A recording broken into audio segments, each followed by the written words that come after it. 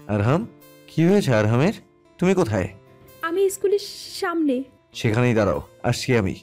আরিমা call কেটে দিয়ে এক দৃষ্টিতে তাকিয়ে থাকলো সামনের দিকে। হঠাৎ হুঁশ ফিরল তার। কোথা থেকে খুঁজবে সে তার কলিজাটাকে? কোথায় নিয়ে যেতে পারে আরহামকে? হঠাৎ হর্নের তীব্র আওয়াজ আরিমার কানে এসে ঠেকল। সে চোখ ঘুরিয়ে ফায়ানকে দেখে তার বুকে ঝাঁপিয়ে পড়ল। ফায়ানও নিজের অর্ধাঙ্গিনীকে তার প্রশস্ত বুকে ঠাঁই দিল। ফায়ান কাছে পিঠেই ছিল, তাই কম সময়ের মধ্যেই চলে এসেছে।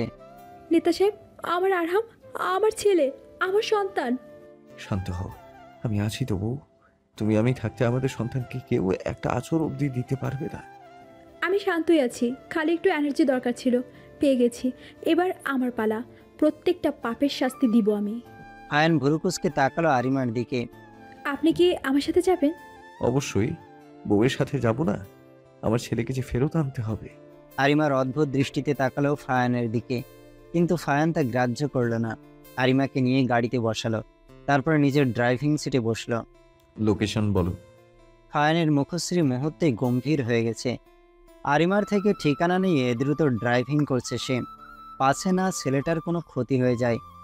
আজকে খেলা এখানেই শেষ করব মিস্টার রায়হান শেখ। আমার দুর্বলতা দেখেছো তুমি, কঠোরতা দেখোনি, নিজে ওয়াদা ভঙ্গ করেছো, যা তোমার উচিত হয়নি। আমি আসছি, সব কিছুর বদলা নিতে। পুষ্প আসছে, রেডি থেকো শেষ নিঃশ্বাস ত্যাগ করার জন্য। এসব ভাবতেই আরিমা হাত মুঠো করে নিল। ফায়া এক পলক আরিমার দিকে তাকালো। মেয়েটার চোখ জ্বলছে, মনে হচ্ছে কিছুর তীব্র আকাঙ্ক্ষা করছে সে। ফায়ানের চোখে মুখে গম্ভীরতার ছাপে স্পষ্ট, সেই রহস্যের শেষ দেখে ছাড়বে। কবিতা ৩৬৫ দিনে একটি বছর হয়, আমার কাছে একটি দিনকে বছর মনে হয়। বড় দুঃসহ যন্ত্রণা কাটে প্রতিদিনের বছর। জীবন যেন শান্ত দিঘির জলের মতোই নিথর। জীবন যেন চলছে না, জীবন গেছে থেমে। জীবন আমার হারিয়ে গেছে ভুল মানুষের প্রেমে। জীবনের গাড়ি থামিয়ে দিল শুধুই একজনা, ইসাবেলা রে ইসাবেলা, সেই ইসাবেলা রে ইসাবেলা। ঘুম আসে না দুটি চোখে, ইসাবেলাকে হারানোর শোকে। প্লিজ এবার থাম ভাই। মনির গান থামিয়ে সবার দিকে তাকালো। ভ্যাবা চাকা খেয়ে গেল সে। ফারহা আর সিমরান কানে বালিশ চেপে আছে। আফরিদ কানে হেডফোন গুঁজে। শুভ বেচারা বই দিয়ে কাজ চালাচ্ছে, কিন্তু কোনো ক্রমেই হচ্ছে না। তাই না পেরে মনিরকে থামতে বলল। আমার ভয়েস কি এতই খারাপ? বিশাল খারাপ দোস্ত, গান বলিস না প্লিজ। মনে হচ্ছে গানটাকেই ধর্ষণ করলি তুই। এত বিশ্রী ভয়েস তো ভূতেদেরও হয় না। ধুর, বেলার সাথে কথা হয় না, ভাল লাগে না। তাই তো মনির খানের গান গাচ্ছিলাম, তোরা সব মাটি করে দিলে, ছাগলের দল। সবাই একসাথে চিল্লিয়ে বলল, ভেড়ার ছানা হবে। মনির হকচকিয়ে গেল। যাক, তার আর এখানে থেকে কাজ নেই। বেলাকেই খুঁজে আনবে সে। শুধুই রেগে বোম হয়ে থাকে আর বলে ব্রেকআপ। এবার সে বুঝেছে ওর রিলেশন কেন টিকতো না। এই, তুই কোথায় যাচ্ছিস? কোথায় আবার? নিশ্চয়ই অঞ্জনাকে খুঁজতে। ফারহার কথায় সবাই সমস্যার হেসে উঠল। তখনই কারো কণ্ঠে তারা ভূত দেখার মতো চমকে উঠল। কিরে বেলা, এত জলদি কিভাবে এলি? ম্যাজিক। মজা করিস না তো। যেতে আসতে প্রায় 1 ঘন্টা লাগবে, আর তুই আধা ঘন্টার মাঝে কিভাবে সব আনলি? সব ঠিকঠাক এনেছিস? আরে হ্যাঁ, আসলে কি জানিস, একটা সুন্দর হাঁদু ছেলে বাইক দিয়ে বসেছিল, পেছনে প্যাসেঞ্জার নেই। আমি ভাবলাম সিঙ্গেল ব্যাটার একটু শখ পূরণ করি, তাই তাকে বলি বাইকে উঠে জিনিসগুলো নিয়ে এলাম। সবাই একসাথে বলে উঠল, তার মানে মনির শেষ? বেলা কিছু বলল না। একবার মনিরের দিকে তাকিয়ে চোখ ফিরিয়ে নিল। বেচারা মনিরের কাঁদো কাঁদো অবস্থা। এই প্লে গার্লের প্রেমে সে কেন পড়েছিল? এসব মেলোড্রামা বাদ দিয়ে কাজে লেগে পড়, ওরা এসে যাবে। কি কাজ করব? আফরিদের প্রশ্নে বিরক্ত হলো ফারহা। আরে ভেড়ার বাচ্চা, আজকে আরহামের জন্মদিন, আমরা সেটা সেলিব্রেশন করব, তাই বেলাকে দিয়ে প্রয়োজনীয় জিনিসপত্র আনিয়েছি। এখন ছাদের বসে সব সাজাবো, চল তোরা। কিন্তু ওরা যদি চলে আসে? ওরা আসলে ভাইয়া। সবাই ছাদের দিকে রওনা দিল। আজকে খুব মজা হবে। আরিমার দেয়া লোকেশন অনুযায়ী একটা শুনশান রাস্তায় এসে থামলো তারা। বিকেল পড়ে আছে।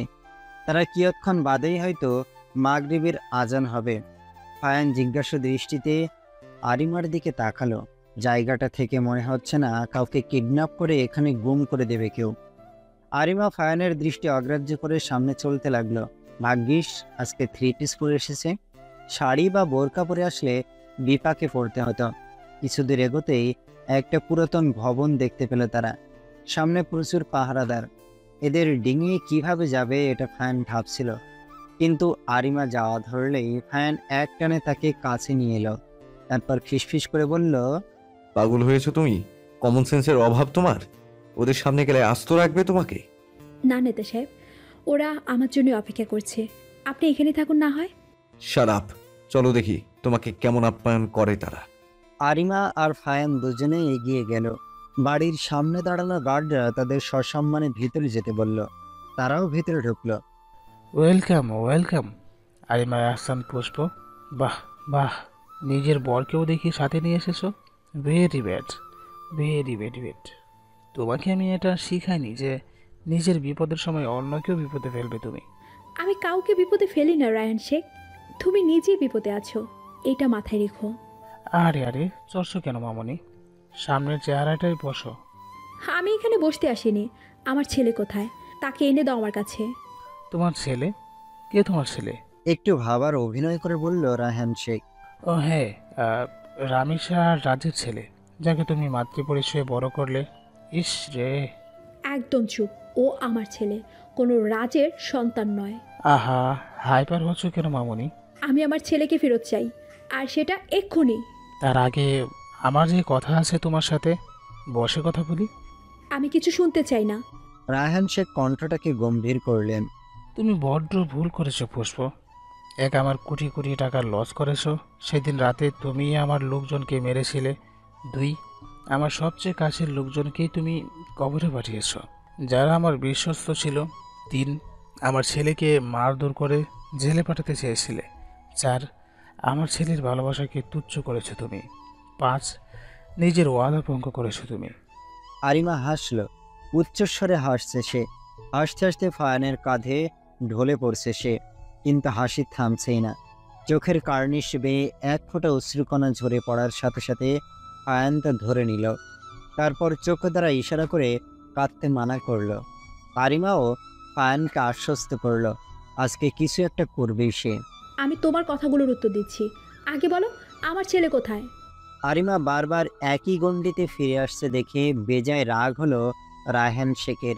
তারপরও নিজেকে ধাতস্থ করে নিয়ে বলল, দাদুভাই যেখানে আছে ঠিক আছে। আমি তোমাকে বিশ্বাস করি না মিস্টার শেখ। রায়হান শেখ অসহায় দৃষ্টিতে তাকালো আরিমার পানে। কামাল দাদু বাইকে দিয়ে আয়। একটা লোক আরহামকে নিয়ে ভিতরে প্রবেশ করলো। আরহাম আরিমাকে দেখেই তার কাছে যাওয়ার জন্য চিৎকার করতে লাগলো। মাম্মা, এখান থেকে নিয়ে যাও আমাকে। বুড়ো লোকটা আটকে রেখেছে আমাকে, আর বলছে তুমি নাকি আমার মাম্মা না। মাম্মা, আমি তোমার কাছে যাব। আরিমা চোখ গরম করে রায়হান শেখের দিকে তাকালো, যেন চিবিয়েই খেয়ে নিবে সে।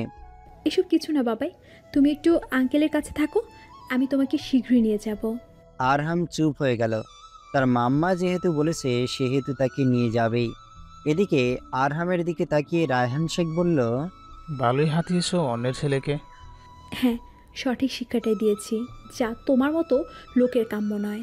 মানে কি বলতে চাইছো তুমি? তোমার উত্তর দিতে চাচ্ছি। 1, তারা পাপিষ্ট ছিল, দুনিয়াতে তাদের আয়ু এতটুকুই ছিল, তাই তারা মারা গেছে। আমি তো কম কষ্ট দিয়ে মেরেছি, না জানি উপরওয়ালা তাদের কি করেছে, সেটা জানি না আমি। 2, আমার বিশ্বস্ত কোনো লোককে আমি মারিনি, তারা আমার হয়ে কাজ করত। ভাবলাম যারা সামান্য টাকা পেয়ে দল বদলাতে পারে, তারা আবার কখন জানি আমার পিঠে ছুরি মেরে দেয়, তাই তো আমি তাদের মেরেছি। আর কি বলে, আমি তোমার কাছের লোকদের মেরেছি? এটা বলেই আরিমা হাসতে লাগলো। চোখে মুখে তার বেদনার ছাপ। রায়হান শেখের ঘাম ছুটে গেল। পুষ্প সব জেনে যায়নি তো? 3, তোমার ছেলেকে জেলে নয় নরকে পাঠাবো আমি, খালি একবার দেখে আসুক, জন্মানোটাকে মেরে এখানেই পুঁতে দেব। পুষ্প। রায়হানের ধমকে আরিমা গা দুলিয়ে হাসল। 4, তোমার ছেলে ভালোবাসার যোগ্য কি আদৌ? ভালোবাসাও তাকে ঘৃণা করে মিস্টার শেখ, সে একটা নর্দমার কীট, তা তুমি ভালোভাবেই জানো। অ্যাট লাস্ট ওয়াদা তো তুমি ভঙ্গ করেছিলে, আমি তো ওয়াদা করিনি। ভাঙার প্রশ্ন আসে কোথা থেকে? আমার মনে এরকম কোনো ওয়াদাও ছিল না, তবু তোমার হয়ে কাজ করেছি। কি বোকা আমি, আহারে। রায়হান শেখ থতমত খেয়ে গেল। এই মেয়ে পাক্কা ধুরন্ধর। তা তার বোঝা উচিত ছিল। যাই হোক, এখন তুমি আরহামকে পাবে না, তাকে আমি রাজের কাছে পাঠিয়ে দেবো। ফায়ার খানের হাতে ফায়ার খেতে ইচ্ছে হচ্ছে বলে দিলেই হয়, এত নাটক করে কি আছে? মানে? রায়হান সবাইকে চমকে দিয়ে বলে উঠল। নাদিম, ভেতরে আসো। সাথে সাথে নাদিম কয়েকটা পুলিশ অফিসারকে নিয়ে ভিতরে প্রবেশ করলো। রায়হান শেখকে আপাতত জনসম্মুখ থেকে লুকিয়ে রাখুন, আমি কাল দেখা করব। Yes sir. বলেই পুলিশ রায়হান শেখ আর কামালকে নিয়ে চলে গেল। রায়হান শেখ কোনো ঘোরের মাঝে আছে হয়তো। পুষ্প এমন বিশ্বাসঘাতকতা করবে সে ভাবেও নি। বাইরে সব মরে পড়ে আছে, বোঝাই যাচ্ছে এদের উপর হামলা হয়েছিল। আবার ভুল করে ফেলল সে। ফায়ান আরিমার সাথে রাস্তায় টু শব্দটি করেনি। আরিমা আরহামকে বুকে জড়িয়ে সিটে হেলান দিয়ে আছে, মনে ভাবছে অন্য কথা। আজকে ফায়ানকে সব বলে দেবে। আর কত লুকোচুরি খেলবে সে। হয়রান হয়ে গেছে জীবনের কাছে, কিন্তু ফায়ানের কথা না বলাটা বেশ ভাবাচ্ছে তাকে। কি চলছে নেতা সাহেবের মনে? খান ভেলায় এসে আরিমা সদর দরজা পেরোলো। তখনই পেছন থেকে ফায়ানের গম্ভীর কণ্ঠ কানে এলো তার। থামো, আর এক পা এগোবে না। কে তুমি? কি তোমার পরিচয়? সত্যি করে বলবে। কোন উদ্দেশ্য নিয়ে খান ভিলায় এসেছো? উত্তর দাও। কয়েক বছর আগের কাহিনী। তখন পুষ্প এসএসসি দিয়ে ছুটি কাটাচ্ছে। ছুটি কাটানো বলতে সে বাড়িতেই শুয়ে বসে থাকে সারাদিন, আর বাসায় টুকটাক কাজ করে। যদিও কাজ না করলে তার বড় বোন কিছুই বলবে না তাকে। শহর থেকে খানিক দূরে কম দামি একটা বাসায় ভাড়া থাকে দুই বোন, রামিসা আর পুষ্প। বাবা মা কেউই নেই তাদের। রামিসা আগে গার্মেন্টসে কাজ করত আর পুষ্পের পড়াশোনার খরচ দিত। নিজেও টুকটাক পড়াশোনা চালিয়ে গেছে, যার জন্য একটা ছোটোখাটো কোম্পানিতে চাকরি হয় রামিসার। সারাদিন গাধার খাটুনি খেটে রাতে বাসায় ফিরে ক্লান্ত হয়ে, কিন্তু ছোট বোনের মুখটা দেখার সাথে সাথে সব ক্লান্তি নিমিষেই দূর হয়ে যায়। তারপর ফ্রেশ হয়ে রান্না করা খাবার গরম করে দু বোন মিলে খেয়ে দিয়ে জম্পেশ আড্ডা দেয়। কে কি করেছে সারাদিন এসব নিয়েই আলাপ করে। আপু, আজকে তোমাকে এত চিন্তিত লাগছে কেন? রামিসা হকচকিয়ে গেল, কিঞ্চিত ঘাবড়ালো। কই, আমি তো চিন্তিত না। পাক্কা বুড়ি, বেশি বুঝিস। না না, এ তো ভালো লক্ষণ নয় রে চম্পা। বলো বলো। পুষ্পের অভিনয় দেখে রামিসা হাসলো। হাসতে হাসতে বলল, একটা ছেলে কদিন হলো পিছু লেগেছে রে, কিছুতেই ছাড়াতে পারছি না। বিয়ে করে নাও, এমন ভালোবাসা আর পাবে না আপু। তুই বেশি বুঝিস। আজকাল এসব ট্রেন্ড। আমার মতো কালো মেয়েকে কে ভালোবাসতে যাবে? ঠাস করে থাপ্পড় মেরে মাড়ির দাঁত ফেলে দিব। আমার বোনের থেকে সুন্দরী কে আছে? অমন সোনার মুখ কজনের আছে? গোলগাল চেহারা, টানা টানা কাজলের মতো চোখ, হাসলে টোল পড়ে, কোমর ছাড়ানো চুল, একদম মায়ার বক্স। আর তোমার ভয়েস, উফ, লাভ, বাস ফাটাফাটি। আরিমার বর্ণনা শুনে রামিসা হাসল। প্রাণ খোলা হাসি যাকে বলে। বোনের কথা শুনতে তার ভালো লাগে, মজা পায়। না রে, আমি বিয়ে করব না। বেশি বেশি টাকা ইনকাম করব। তোকে আইনে লোক বানাবো আমি। ভালোভাবে পড়তে থাক। তারপর দু বোন মিলে বড় একটা রাজপ্রাসাদ তৈরি করব। আর সেখানে আরামসে দিনাতিপাত করব। মজা না? পুষ্পকে বুকে নিয়ে দুলতে দুলতে কথাগুলো বলল রামিসা। এবার নিজেকে ছাড়িয়ে নিয়ে কাঁদো কাঁদো ভঙ্গিতে পুষ্প বলল, আপু, আমরা বুড়ি হয়ে যাব তো, কে বিয়ে করবে? রামিসা ফিক করে হেসে দিল। আমার বোকা ফুল, এই দুনিয়ার টাকাই হলো পুরুষের অভাব হয় না শোনা। তোমার স্বপ্ন বললে, আমারটা বলি। রামিসা ভুরুকুসকে বলল, বল দেখি, আমার বোকা ফুলটার কি এমন স্বপ্ন আছে? পুষ্প উঠে দাঁড়ালো, তারপর ভাষণ দেওয়ার ভঙ্গিতে বলল, আমার স্বপ্ন এটাই, তুমি বিয়ে করবে। বছরখানিক যেতেই ঘর আলো করে একটা মিষ্টি বাবুনি নিয়ে আসবে। আমি তাকে মায়ের মতো আদর যত্ন করব। সারাদিন আমার কাছেই রাখবো তাকে। আধো আধো বলিতে আমাকে মাম্মাম ডাকবে। লোকে যদি বলে তোমাকে মা ডাকে কেন, আমি তখন বলবো আমরা দুই বোন এক ছেলেকে বিয়ে করেছি। তখন কেউ আমাকে বিয়ে করতেই আসবে না, আর সারা জীবন আমি তোমার সাথেই থাকবো। কথাগুলো বলে পুষ্প দেরি না করে ওয়াশরুমে গিয়ে দরজা লাগিয়ে দেয়। এদিকে রামিসা হা করে বোনের যাওয়ার দিকে তাকিয়েছে। কিয়দংশ পরে উচ্চস্বরে হাসতে লাগলো রামিসা। হাসতে হাসতে শুয়ে পড়লো, তারপরে চিল্লিয়ে বলল, দুই বোন এক বরের কাছে? ওটা পাপ ফুল। তোকে এমনিতেই রাখবো সারা জীবন আমার কাছে। তুই ছাড়া আর কি আছে বল? এসব বললে লোকে আরো আমাদেরকে গণপিটুনি দিবে। তারপর একটু থেমে আবার বলল, সত্যিই তুই বোকা, বোকা ফুল, একমাত্র আমার বোকা ফুল তুই। তোকে একা বাসায় রেখে গেলে কত যে চিন্তা হয়। হাতে বেশি টাকাও থাকে না যে একটা কাজের মেয়ে রাখবো। এত চিন্তা ভালো লাগে? তারপর উঠে জানালার পাশে এসে দাঁড়ালো। চাঁদের আলো ঠিকরে পড়ছে রামিসার মুখে, যাতে তার সৌন্দর্য 3 গুণ বাড়িয়ে দিয়েছে। বলা যায় মায়াবীদের চাঁদের আলোয় অপরূপ লাগে, তাদের সৌন্দর্য চাঁদের আলোয় ফুটে ওঠে।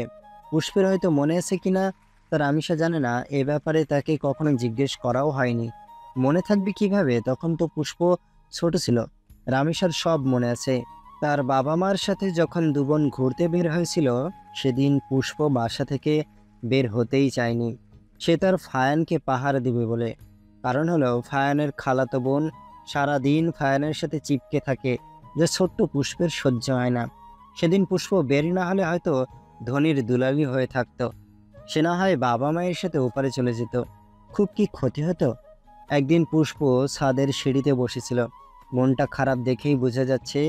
রাশি বোনের পাশে গিয়ে বসলো। তারপর জিজ্ঞেস করলো, কিরে, মুড অফ কেন? পুষ্প একবার রাশির দিকে তাকিয়ে আবার মাথা নিচু করে নিল। রাশি বুঝলো অবস্থা বেগতিক, গুরুতর কিছু ঘটেছে। নয়তো রাশি একবার বলার সাথে সাথেই পুষ্প সব বলে দেয়। আমার ফুল, বলবি না আমাকে? জানো আপু, ফায়ান আছে না, সারাদিন ওই রিনার সাথে চিপকে থাকে। আমাকে তাদের মাঝে নেয়ই না। এমনকি ও আসলে ফায়ান ঠিক মতো কথাও বলে না আমার সাথে। বলেই মুখ ঢেকে ফুপিয়ে ফুপিয়ে কাঁদতে লাগলো পুষ্প। রাশির বুকে মোচড় দিল হয়তো। ছোট্ট বোনের চোখে পানি তার সহ্য হয় না। তারা সমবয়সী না, তাই একটু আড্ডা দেয়। রিনা তো বেড়াতে এসেছে, 2 দিন বাদে চলে যাবে। ফায়ান ভাইয়া সেই তো তোকে নিয়েই মেতে থাকবে। এখন কেন হয়? আসলেই তুই বোকা ফুল। ঠিক বলেছিস রাশি, ও একটা পিচ্ছি বোকা ফুল, ফায়ানের ফুল। চল আমার সাথে মুখ ফুলিয়ে আর বসে থাকলে চলবে না। বলেই পুষ্পকে কোলে তুলে বাইরে চলে গেল ফায়ান। পুষ্প এখনো মুখ ফুলিয়ে আছে। আজকে ফায়ান যতই মজা খাওয়াক, সে কথা বলবে না। এদিকে রাশি কিছুক্ষণ হ্যাবলার মতো তাকিয়ে থেকে হাসতে হাসতে নিজের রুমে চলে গেল। দীর্ঘশ্বাস ফেলল রামিসা। তার বোকা ফুল কি জানে সে আরও কারো বোকা ফুল ছিল? ভুলে গেছে কি সব? হঠাৎ দরজায় ঠক ঠক আওয়াজ পেয়ে চমকালো রামিসা। ইতিমধ্যে শব্দ পেয়ে পুষ্পও বেরিয়ে এসেছে। আপু, এত জোরে দরজা ধাক্কাচ্ছ কেন? আমাদের দরজা কি তার কাবাডি খেলার মাঠ মনে হয়? জানি না বোন, তুই থাক, আমি দেখছি। আরে আরে, যদি ডাকাত থাকে, দাঁড়াও বটি আনি। বলেই পুষ্প বটি আনতে গেল। তারপর 2 বোন একসাথে দরজা খুলল। সাথে সাথে হুড়মুড়িয়ে কেউ রুমে প্রবেশ করে দরজা লাগিয়ে দিল। পুষ্প ড্যাব ড্যাব করে রক্তরঞ্জিত ছেলেটার দিকে তাকিয়েছে। ইতিমধ্যেই সেই সুদর্শন যুবকের উপর ক্রাশ নামক বাসটা খেয়ে বসে আছে। আপনি? ছেলেটাও যেন একটু অবাক হলো। তুমি এখানে থাকো, থাক, আমি চলে যাচ্ছি। ছেলেটা যাওয়া ধরলেই পুষ্প তার হাত ধরে আটকালো। ছেলেটা এক দৃষ্টিতে কিছুক্ষণ পুষ্পের দিকে তাকিয়ে থাকলো, তারপর দৃষ্টি নিচু করে নিল। আরে মশাই, বসুন এখানে। আপনার যে অবস্থা, বেশিক্ষণ হাঁটতে পারবেন না। কি হয়েছে বলুন তো? কাবাডি খেলে এসেছেন নাকি? পুষ্পের মুখে এত কথা একবার শুনে ছেলেটা ভিমড়ি খেলো যেন। না, গুন্ডারা ধাওয়া করেছিল। দেখি, তুই কি একটু গরম পানি আর ব্যান্ডেজ খুঁজে নিয়ে আয়, ড্রয়ারে আছে, যা। পুষ্পও চলে গেল। আপনার সমস্যা কি? এখানেও চলে এসেছেন? ছেলেটা অসহায় চোখে নির্দয় রমণীটির দিকে তাকালো। তোমার কি তাই মনে হচ্ছে? আমি জানি তুমি আমাকে পছন্দ করো না, তাই তো চলে যেতে নিচ্ছিলাম। হয়েছে, আর বলতে হবে না। কি অবস্থা করেছে হাত পায়ের? রামিসার মুখে বেদনার ছাপ স্পষ্টতা দেখে ছেলেটা বাকরুদ্ধ। সে যদি জানতো তাকে ব্যথা পেতে দেখে রামিসা এমন রিয়েকশন করবে, তাহলে সে শতবার ব্যথা পেতে রাজি ছিল। তোমার আঘাতের কাছে এই ব্যথা সামান্য। শরীরে আঘাত দেখানো যায়, কিন্তু মনের আঘাত না। রামিসা ফ্যাল করে কিছুক্ষণ তাকিয়ে রইল ছেলেটার দিকে। তারপর চোখের পানি ঝরঝর করে ফেলতে লাগলো। হেই রামিসা, কাঁদছো কেন? সরি, আমি এভাবে বলতে চাইনি। প্লিজ কেঁদো না, আমার সহ্য হয় না। ঠিক আছে, আমি চলে যাচ্ছি। কোথায় যাবেন ভাইয়া? আপু আপনাকে ভালোবাসে, তাই কাঁদছে। এই আপু, যা ভিতরে গিয়ে কাঁদ। আমি আমার হলেও হতে পারে, দুলা ভাইকে ট্রিটমেন্ট করি।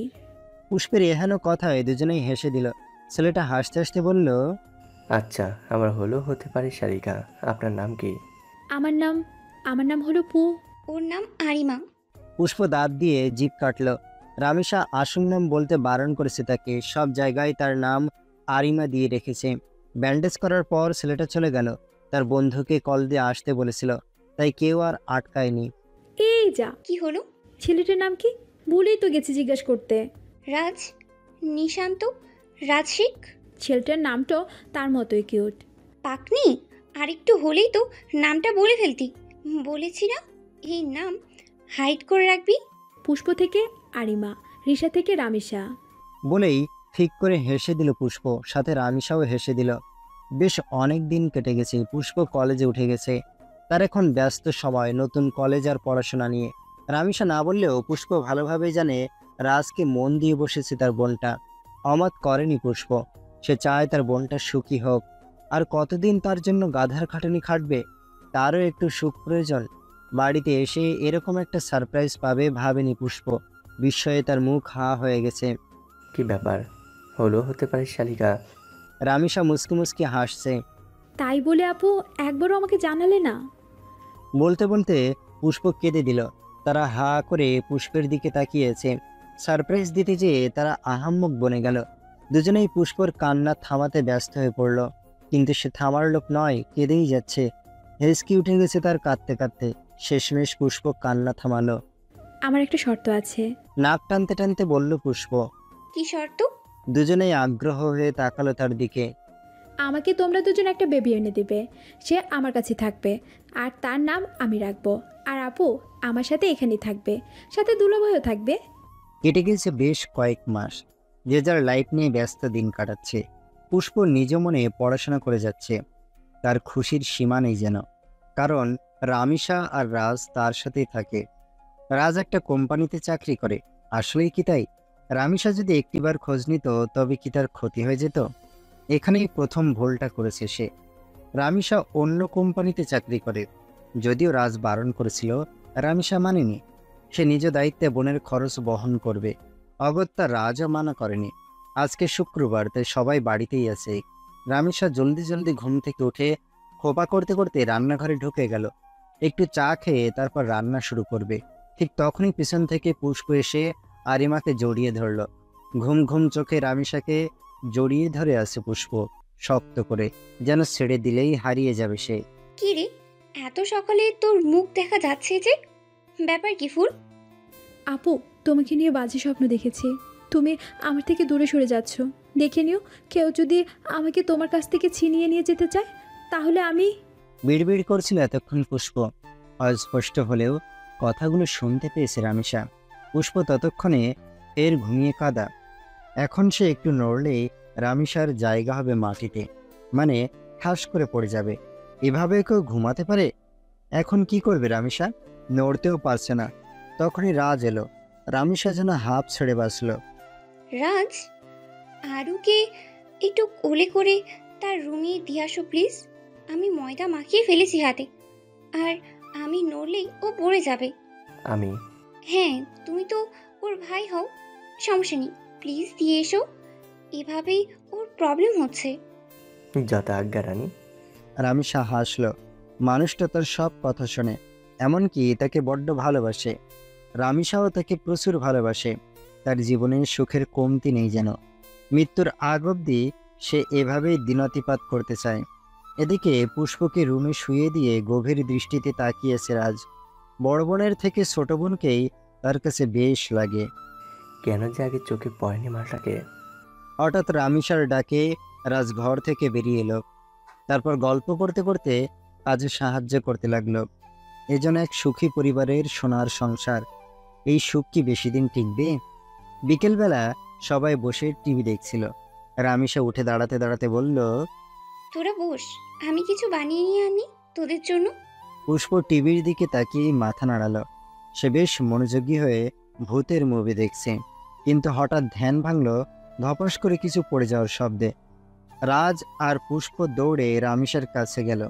রামিসা জ্ঞান হারিয়েছে। রাজ ওকে কোলে তুলে বিছানায় নিয়ে এলো। তারপর মুখে পানি ছিটাতে লাগলো। মুখে আস্তে আস্তে চড় দিল। কাজ হচ্ছে না।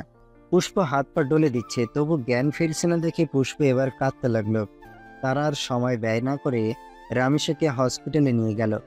এমার্জেন্সিতে নিয়ে চেক আপ করে একটা স্যালাইন দিলেন ডাক্তার। তারপর কেবিন থেকে বেরিয়ে পুষ্পদের কাছে গেলেন। কোনো সমস্যা হয়নি তো আমার ওয়াইফের? চিন্তার কোনো বিষয় নেই এখানে। জ্ঞান হারানোর কারণ এরকম তো হয়নি কখনো। আরও আগে কি উনি মা হয়েছিলেন? মানে? উনি মা হতে চলেছেন। প্রেশার লো হওয়ার কারণে একটু সমস্যা হয়েছিল, স্যালাইন দিয়েছে, আর কোনো বিপদ নেই, রোগী আশঙ্কামুক্ত। ডাক্তার চলে যেতেই পুষ্প হামলে পড়ল কেবিনে। রামিসা রাজ আর পুষ্পের মতিগতি বুঝছে না। এমন কি হয়েছে যার জন্য পুষ্পের চোখে পানি? রাজ, তুমি মন খারাপ করছো কেন? আর আর তুই এভাবে কাঁদছিস কেন? আমার কি বড় অসুখ হলো? কি রে, কথা বল। আমি কি মারা যাব? পুষ্প রামিসাকে শক্ত করে জড়িয়ে ধরল আর রাজ বাইরে চলে গেল। আপু, আমরা 3 জন থেকে 4 জন হতে যাচ্ছি। ছোট বাবু নিয়ে আসছে। রামিসা অবাক হয়ে একবার পুষ্পের দিকে তাকালো তো আরেকবার পেটের দিকে, তারপর মাথা নাড়িয়ে জিজ্ঞেস করলো সত্যি কিনা। পুষ্প তার মতো মাথা নাড়িয়ে উৎফুল্লের সহিত সায় জানালো। দেখেছো, তোমার কথা শুনে রাগ করে চলে গেছে ভাইয়া। ও ঠিক হয়ে যাবে, স্যালাইন শেষ হোক সেই অবধি চল বাবুর নাম ঠিক করি। চলো চলো। এদিকে বাইরে এসে রাজ পায়চারি করছে। সে বেবি নিতে চায়নি। এভাবে কি হলো? এখন রামিসাকেও তো মানানো যাবে না।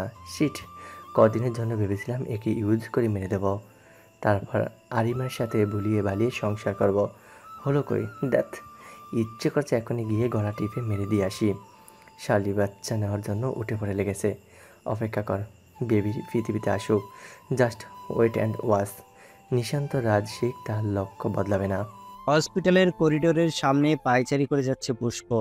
রাজ একটা সিটে হেলান দিয়ে বসে আছে। পুষ্পের কাণ্ডে সে বিরক্ত। এত চিন্তা আবার কি আছে? মরে গেলে তো ভালোই হবে। সে আরিমাকে বিয়ে করতে পারবে, তাদের ছোট্ট একটা সংসার হবে। ভাবতেই মুচকি হাসলো রাজ। এ কি ভাইয়া, তুমি হাসছো কেন? পাগল হয়ে গেলে নাকি? রাজ চমকিত দৃষ্টিতে তাকালো পুষ্পের দিকে, তারপর বলল, আমি জানি আমার বউ বাচ্চার কিছুই হবে না। আমি অযথা টেনশন করছো। দেখি এখানে এসে বসো। গেমে নিয়ে কি অবস্থা? না ভাইয়া, মন সায় দিচ্ছে না।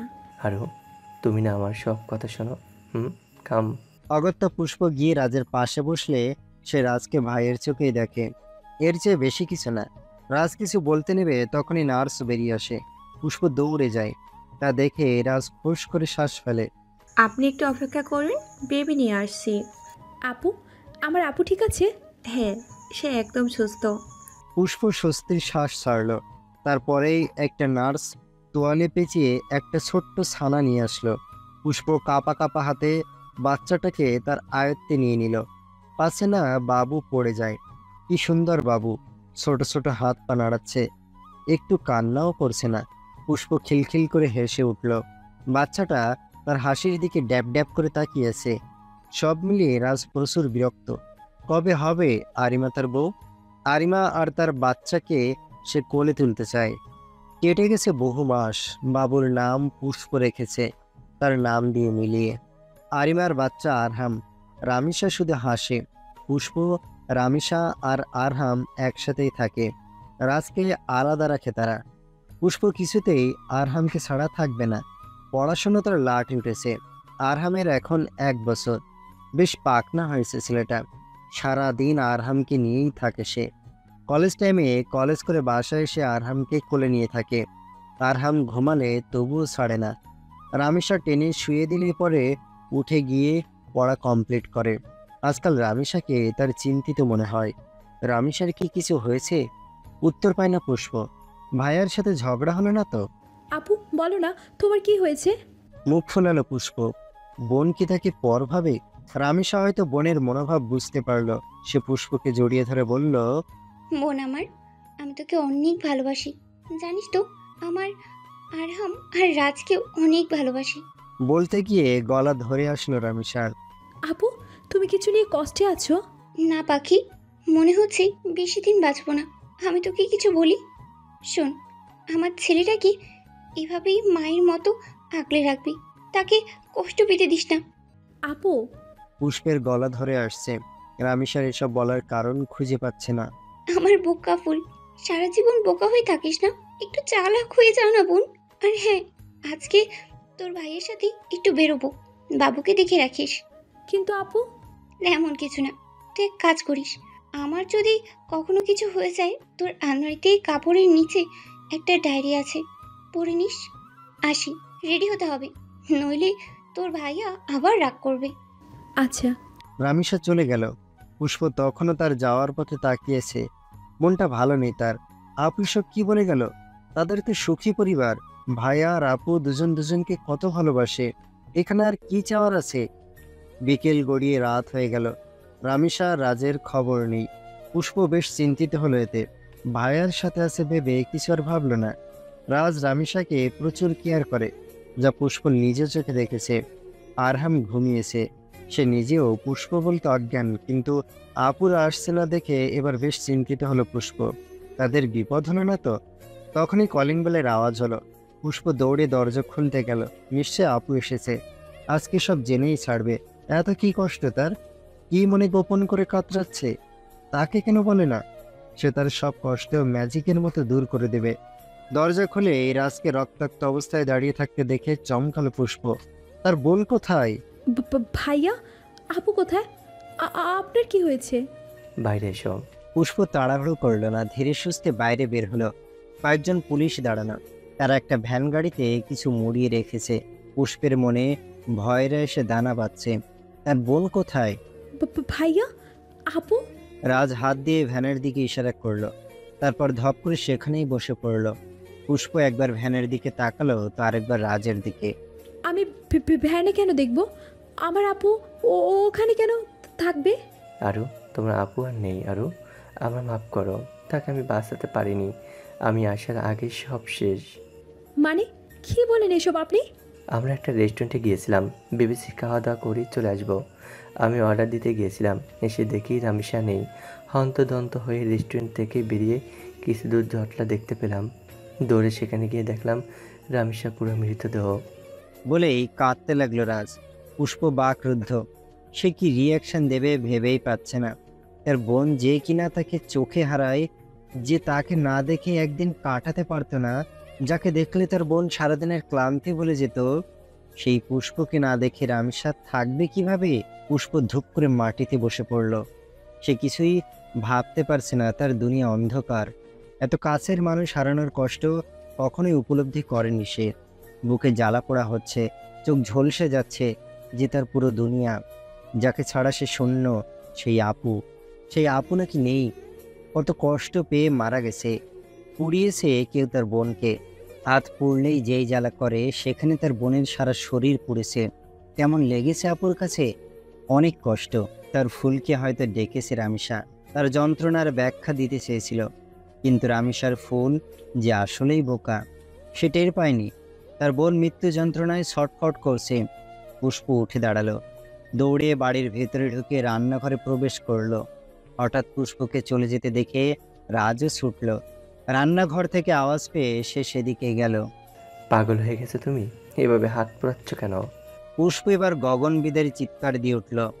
রাজের কলার ঝাঁকিয়ে চিৎকার করে বলতে লাগলো, ও আমার সারা পৃথিবী, আমার ভালো খারাপের দুনিয়া। তাকে ছাড়া আমি বেঁচে থাকাকে ঘৃণা করি। আমার বোন সে, আমার মায়ের পরে দ্বিতীয় মা। আমাকে মা বাবার অভাব বুঝতে দেননি সে, আমাকে কষ্ট ছুতে দেয়নি। কি করলি তুই? তাকে কি করলি? দেখে রাখতে পারলি না? আমার বোনকে দেখে রাখতে না পারলে নিয়ে গেলি কেন? আমাকে এতিম কেন করলি তুই?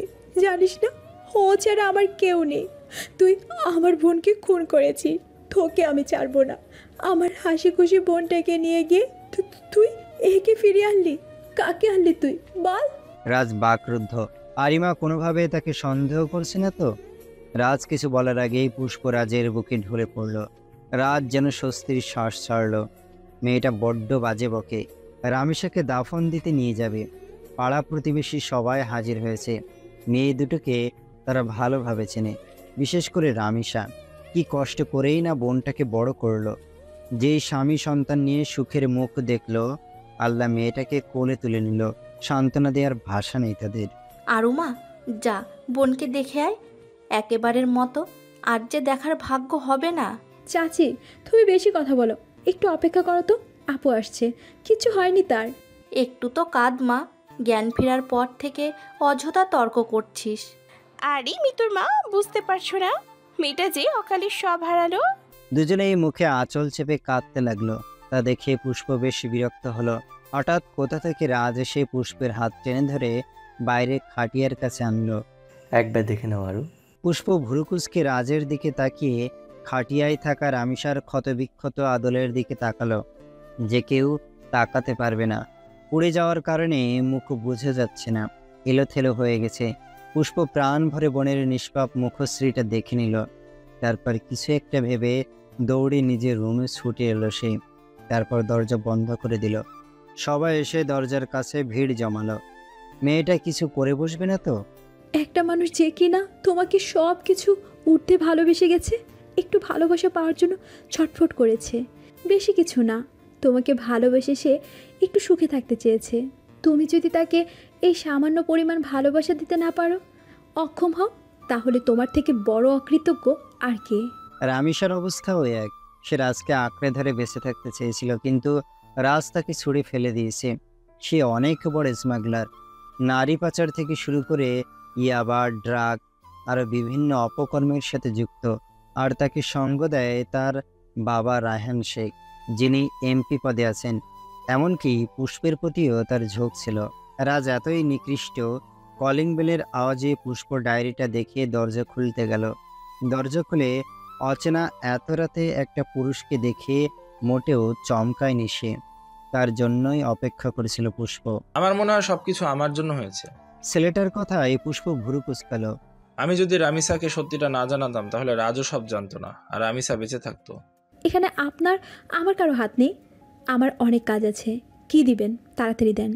ছেলেটা পকেট থেকে একটা পেন ড্রাইভ বের করে পুষ্পের হাতে দিল। তারপর বলল, তুমি চাইলে আমাকে সাথে নিয়ে ভিডিওগুলো দেখতে পারো। একা একা সহ্য করতে পারবে তো? আরিমা কিছু না বলে টিভিতে পেন ড্রাইভ সেট করে নিল। 2টা ভিডিও এখানে। একটা অন করতেই কিছু সিন পুষ্পের মনে দোলা দিয়ে গেল। অ্যাক্সিডেন্ট হয়ে গাড়ির ভেতর থেকে ছিটকে পড়ে আছেন দুজন মধ্যবয়সী মানবী, চেহারা রক্তে ভেসে যাচ্ছে। তখনই গাড়ির ভেতর থেকে চিৎকার করে একটা মেয়ে বেরিয়ে এলো, তার কোলে আর একটা বাচ্চা। তারপর ওই দুজনের কাছে গিয়ে মেয়েটা কাঁদতে লাগলো। লোকটা মেয়েটাকে আস্তে আস্তে কি যেন বলল। মেয়েটা বারবার মানা করেছিল মাথা নাড়িয়ে। অতঃপর পকেট থেকে টাকা বের করে মেয়েটার হাতে ধরিয়ে দিল মধ্যবয়সী পুরুষ। তারপর মেয়েটা দুজনের রক্ত ভেজা কপালে চুমু দিয়ে ছোট মেয়েটাকে কোলে নিয়েই দৌড় লাগালো। মেয়েটা যাওয়ার পর সেখানে আরেকটা গাড়ি আসে, সেখান থেকে আরেকজন বের হয়।